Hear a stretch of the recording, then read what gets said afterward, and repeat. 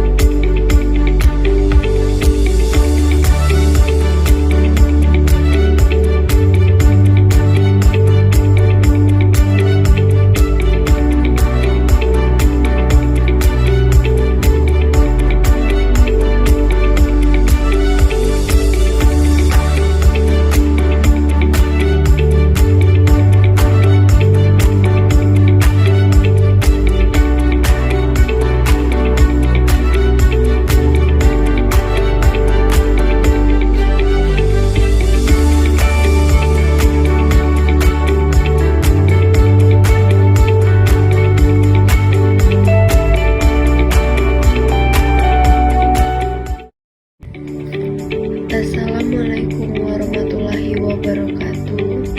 Perkenalkan, nama saya Septi Handayani dari Prodi Bahasa Indonesia, Fakultas Tarbiyah dan Taklim, dengan mata kuliah Manajemen Pendidikan.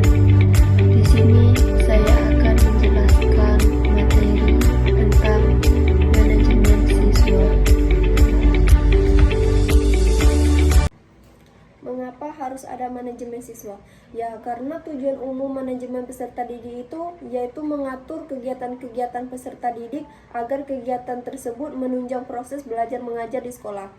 Nah, lebih lanjut lagi, proses belajar mengajar di sekolah dapat berjalan dengan lancar, tertib, dan teratur, sehingga dapat memberikan kontribusi bagi pencapaian tujuan sekolah dan tujuan pendidikan secara keseluruhan. Lanjut lagi dengan tujuan. Tujuan manajemen peserta didik itu adalah untuk menciptakan lingkungan yang lebih kondusif bagi proses pembelajaran dan meningkatkan kualitas pendidikan yang diberikan. Di situ juga ada faktor-faktor. Yang pertama itu menyelenggara diklat, yang kedua struktur atau pelatih, yang ketiga peserta, yang keempat sarana prasarana. Terus yang kelima ada perencanaan kebutuhan pendidikan dan pelatihan, dan keenam kurikulum, dan terakhir adalah pembiayaan. Nah, di situ juga ada prinsip utama dalam manajemen pendidikan. Dari prinsip yang ditemukan dan beberapa penulis menjelaskan bahwa prinsip manajemen pendidikan itu adalah adanya prioritas atau patungan suatu tujuan di atas kepentingan pribadi atau lembaga-lembaga bertanggung jawab untuk kegiatan memiliki sikap adil, disiplin, memiliki wewenang dapat merangsang pegawai dalam pekerjaan. Di situ juga dapat definisi manajemen siswa. Nah, dapat diartikan sebagai serangkaian kegiatan, merencanakan, mengorganisasikan, memotivasi, mengendalikan, dan pengembangan segala upaya di dalam pengaturan dan mendayagunakan sumber manusia, sarana dan prasarana untuk mencapai tujuan pendidikan secara efektif dan efisien dan produktif. Di situ juga ada bagaimana sistem manajemen siswa. Ya, karena menyimpan dan melacak beban kerja siswa, informasi pribadi nilai, catatan, dan banyak lagi.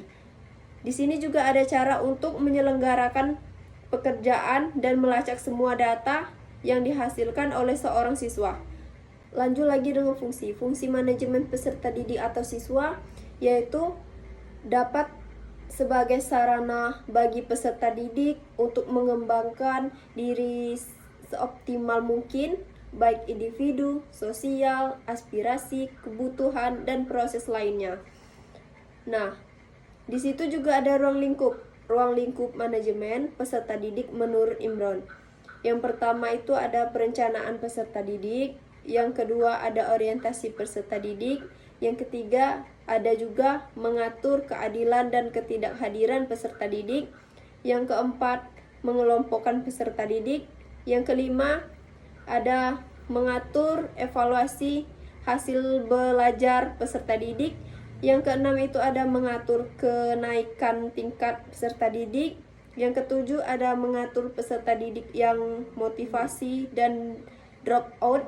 Yang terakhir itu ada kode etik, pengendalian hukuman, dan disiplin peserta didik. Ada ruang lingkup manajemen peserta didik menurut Nusihin dan Sururi. Nah, yang pertama itu ada analisis kebutuhan peserta didik. Nah, langkah pertama dalam kegiatan manajemen peserta didik adalah melakukan analisis kebutuhan, yaitu menetapkan peserta didik yang dibutuhkan oleh lembaga pendidikan sekolah. Kegiatan yang dilakukan dalam langkah ini adalah merencanakan jumlah peserta didik yang akan diterima menyusun program kegiatan peserta didik. Yang kedua itu ada rekrutmen peserta didik. Rekrutmen peserta didik ini pada hakikatnya adalah merupakan proses pencarian, menentukan dan menarik calon peserta didik yang mampu untuk menjadi peserta didik yang di lembaga pendidikan sekolah yang bersangkutan. Yang ketiga itu ada seleksi peserta didik. Seleksi peserta didik ini adalah kegiatan pemulihan calon peserta didik untuk menentukan diterima atau tidaknya calon peserta didik menjadi peserta didik di lembaga pendidikan sekolah berdasarkan ketentuan yang berlaku. Yang keempat itu ada orientasi peserta didik. Orientasi peserta didik ini adalah kegiatan penerimaan peserta didik baru dengan mengenalkan situasi dan kondisi lembaga pendidikan sekolah, tempat peserta didik untuk menempuh pendidikan. Itulah yang bisa saya jelaskan dari